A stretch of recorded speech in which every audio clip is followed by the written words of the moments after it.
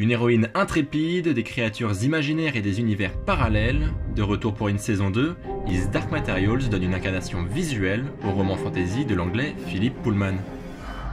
The world's changing. We've all sensed it. The prophecy is clear. Our duty is to protect the girl and the boy, wherever they are. Depuis quelques années, littérature fantasy et séries filent le parfait amour. La forme sérielle semble totalement adaptée à ces sagas du merveilleux. Et les scénaristes investissent aussi bien la high fantasy, qui s'inscrit dans un univers où la magie est une règle établie, et la low fantasy, où le surnaturel fait irruption dans notre monde. La spécificité de His Dark Materials, elle joue sur les deux tableaux.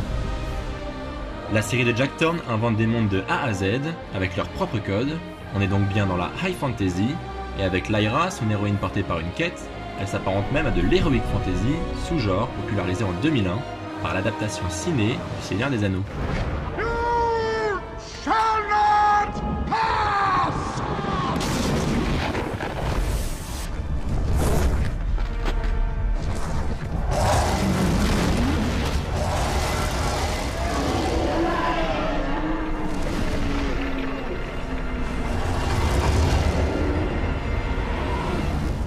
Mais esthétiquement, His Dark Materials s'éloigne du décorum moyenâgeux du classique de Tolkien et se distingue aussi de la mode des séries de medieval fantasy initiées par Game of Thrones.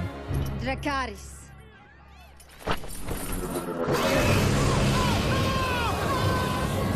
En adaptant les romans cultes de George R.R. Martin pour HBO, la chaîne de la sériphilie Intello, Game of Thrones a fait sortir du ghetto un genre qui, avouons-le, sentait un peu la chaussette. Allez, vas-y, tue-moi. Mais tu n'es qu'une gamine. Non, je suis une femme. Tu es une gamine et tu as frôlé la mort. Non, je suis bien une femme. Tu as raison. Avec Game of Thrones, la fantasy est mainstream, unisexe et transgénérationnelle. Et le genre médiéval a généré de multiples variations, légendes arthuriennes dans Camelot ou Curse la Rebelle, futurisme moyenâgeux dans les chroniques de Shannara, ou chasse aux monstres dans The Witcher.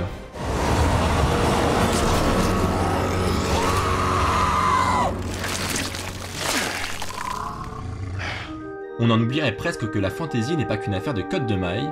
Si elle contient bien quelques motifs moyenâgeux, His Dark Materials opte plutôt pour un théâtre aux résonances contemporaines, et se rapproche ainsi de la tendance low fantasy qui doit sa montée en puissance au succès monstre des films et romans Harry Potter. You're a wizard, Harry. I'm a what? A wizard. L'impact de la saga de J.K. Rowling a entraîné une flambée de la littérature fantasy pour jeunes adultes, et les séries s'en emparent en mettant l'accent sur l'urban fantasy qui s'ancre dans des métropoles réalistes. Quentin, you are not crazy.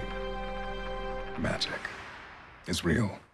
Dans The Magicians, adapté du roman de Lev Grossman, un jeune homme découvre ainsi ses pouvoirs en séjournant dans un hôpital psychiatrique, et dans Once Upon a Time, inspiré des contes de Grimm, le merveilleux s'invite dans une petite ville du Maine. The Queen is back.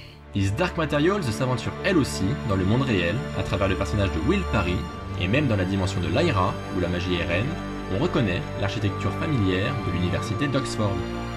En créant un multiverse où le monde que nous connaissons n'est qu'une option parmi d'autres, la trilogie de Philip Pullman et son adaptation télé marchent ainsi sur le fil entre high et low fantasy, sans jamais perdre l'équilibre.